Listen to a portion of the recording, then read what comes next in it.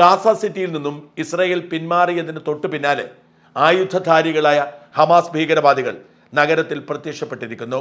പലയിടങ്ങളും അവർ നിയന്ത്രണം ഏറ്റെടുത്തുകൊണ്ടിരിക്കുന്നു. ഇത് ഇസ്രായേലിനെ ചൊടിപ്പിച്ചിട്ടുണ്ട്. തൽക്കാലം ബന്ദികളെ വിട്ടു നൽകുന്നതിൽ മാത്രം ഫോക്കസ് ചെയ്യുക. ഇസ്രായേലിലെ ബന്ദികളുടെ ബന്ധുക്കൾ ഉണ്ടാക്കുന്ന പ്രശ്നം അവഗണിക്കാൻ കഴിയില്ല.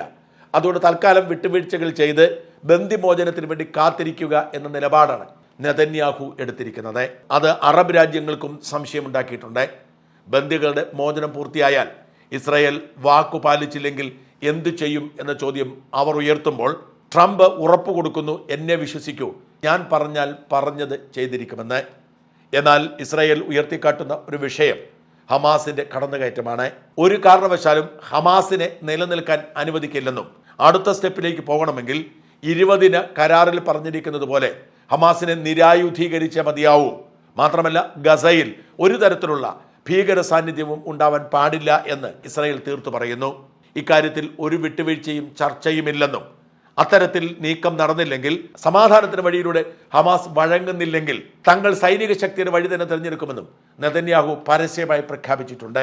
അതുകൊണ്ട് തന്നെ ഇപ്പോഴത്തെ സമാധാനത്തെക്കുറിച്ചുള്ള പ്രതീക്ഷ ശാശ്വതമല്ല എന്ന് വിശ്വസിക്കുന്നവരുടെ എണ്ണം കൂടുന്നു. തൽക്കാലം എല്ലാവരും കേന്ദ്രീകരിക്കുന്നത് ബന്ദികളെ വിട്ടുകിട്ടുന്നതിൽ മാത്രമാണ്. ഹമാസ് ബന്ദികളെ വിട്ടുകൊടുത്താൽ പിന്നെ സ്ഥിതി ഇങ്ങനെയാവില്ല എന്ന് കണക്കാക്കുന്നവരുടെ എണ്ണം പെരുകി വരുന്നു.